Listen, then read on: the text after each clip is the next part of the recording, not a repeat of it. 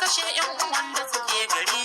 Abin da ya faru cikin garin ga Allah zai mana magani. Inna lillahi wa inna ilaihi raji'un.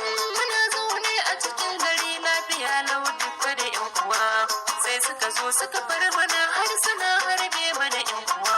Waɗansu suna ta gudu kawai don su danyo ceton rayuwa. Sun harbe mana yan uwa da iyaye wayo rayuwa. Sun kona mana kasuwa gashi sun kwashe jama'an gari.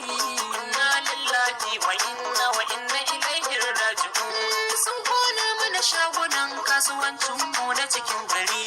Sun ɗauke mana mai gari wanda shi ke mulkin yan gari.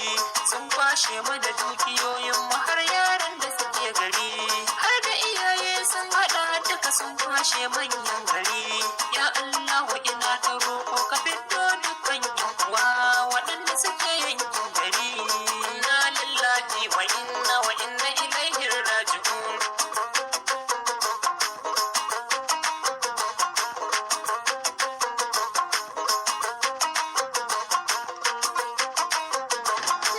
Sun koma ƙauyen garin Goga sun kwashe mana yan uwa.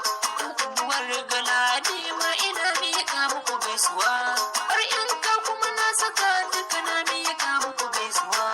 Har yan domin Alhaji Isa duka ne muku gaisuwa. Ina kuke na zo yan ruwan godiya kuma ga gaisuwa. Ga gaisuwa. Inna lillahi wa inna ilaihi raji'un.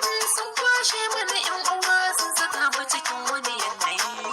Sai an ba da kuɗi a cece su wayo Allah zamani. Sun samu saka mai wuya gashi sun canja mana yanayi. Ko yaushe mu a firgice muke rabu ta kawo lamani. Waɗanda aka kashe su aka kai masa haske kabari. Haske kabari. Inna lillahi wa inna ilaihi raji'un. La hawla wala quwwata illa billahi al-azim. Mutanen Goga da kewaye ni a bas ke muku gaisuwa.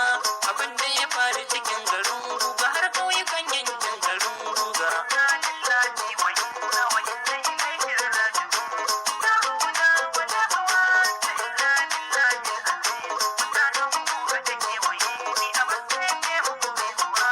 Abin da ya faru cikin garin Goga har ƙauyukan yankin garin Goga. This is Abbas on the Mix.